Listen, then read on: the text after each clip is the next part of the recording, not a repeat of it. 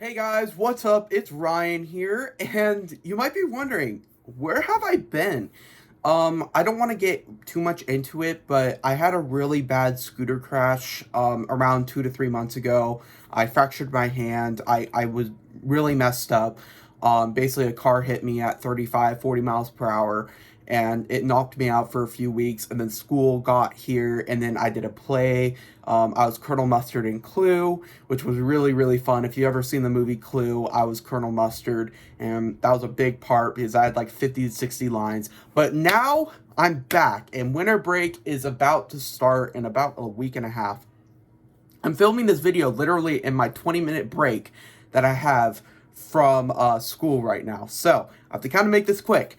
But I do want to talk about the AirPod Maxes and why I think people are kind of missing the point about them. Now, as an Apple sheep, as an Apple fan, I really, really, really like the AirPod Maxes and what they are going for. Now, I understand they are really, really expensive, and that is a huge thing for people, right? They don't want to spend $550 on headphones. However, they're not made for those types of people. Apple still sells the Beats headphones, right? The over ear Beats headphones. I call them the Beats Studios and then the Beat Pros, I think. Those are the headphones for the people who want $350 headphones. They're not great, but honestly, they're fine. I would still buy the Sonys over them, but I mean, they do have an option if you want something cheaper. What Apple was going for here is what they went for the HomePod.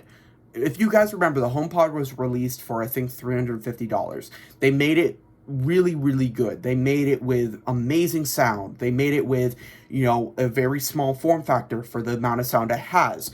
That's what they were going for the AirPod Maxes. Now, here's the thing, though. What a lot of people are complaining about is that the HomePod didn't work, and Apple knew that.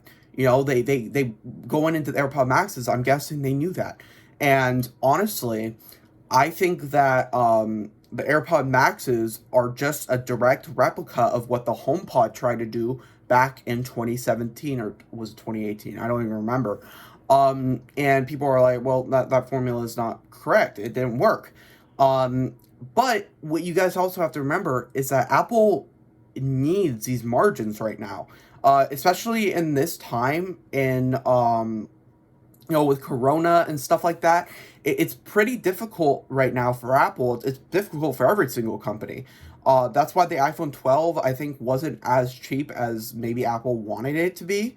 And I think that's why they compromised on the iPhone 12 a little bit more this year, just because, they didn't have the supplies were a lot less, so they had to buy, so each part was more this year than it was in years past.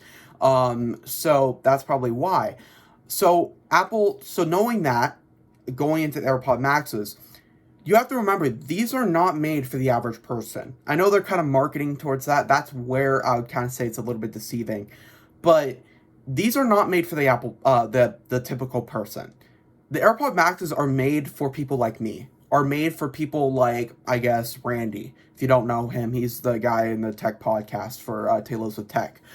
Um, and I think that these headphones have a very, very narrow demographic, but I feel like they fill a market that has not been filled yet. Kind of like the HomePod. It filled a very, very niche market. I'll give you that. Very, very niche. But at the same time, there is a market for the AirPod Maxes. It's for people like me who don't care about price, all right? It's like, I honestly would pay $200 more for headphones as long as they last 2 to 3 more years, as long as they sound a lot better, as long as they have a lot better build quality, as long as they are, made by Apple, of course, but also if they have intuitive features. Guys, we're going to have to pay for innovation, all right? I think that's the thing that we're paying for here is R&D and innovation. This is one of the most innovative Apple products that we've seen in a little bit. Like, if you think about it, like, what has come out that's more innovative than this? Like, this is a very innovative product, in my personal opinion. Like, having the digital crown to control the volume, like, like this thing right here to control the volume, that's like genius, right? And then they also have like, it feels like they put the side of the Apple Watch on the AirPod Maxes, and just were like, okay, we're just going to roll with this. But honestly, I personally love it. I love how Apple just did something different than everyone else, and I think that that's why I love the AirPod Maxes so much. Is that the design is so unique, and it feels a lot like the AirPods introduction. The difference is the AirPods were a lot cheaper, right? But so they're not going to be nearly as popular as the AirPods. I'm not even going to say that they're not. But at the same time, I think the AirPod Maxes have a market. It's the people who want expensive over-the-ear headphones that will last a long time and want fantastic sound quality and want what the best headphones on the market can be. That's what the AirPod Maxes are for. For people like me, for people like a lot of other Apple sheeps out there who want the best product possible.